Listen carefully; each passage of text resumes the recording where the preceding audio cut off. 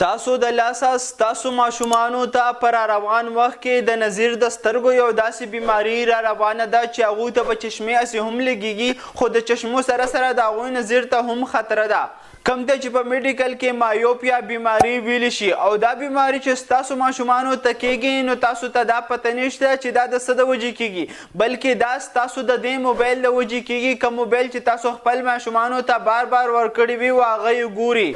چې په دې بیماري کې ستاسو د ماشوم چې کومه سترګه ده دا غټېدو طرف ته روانه شي، او د بهر نه چې کوم څیزونه ګوري او د هغې نه چې کومه رڼا ستاسو د ماشوم په سترګه باندې لګېږي، او بیا هغه وروستو ریټینا ته ځي په کوم باندې چې انسان صحیح ګوري، نو هغه رڼا او هغه شعاګانې ستاسو په ریټینا باندې نه لګېږي، چې د دې سره په دې بیماري کې ستاسو ماشومانو ته لرې چې کوم څیز وي هغه بهترینه طریقې سره نشي لیدلی، یا که چېرې ستاسو ماشومان په بورډ باندې څه ګوري نو هغه هم په صحیح طریقه باندې نشي لیدلی.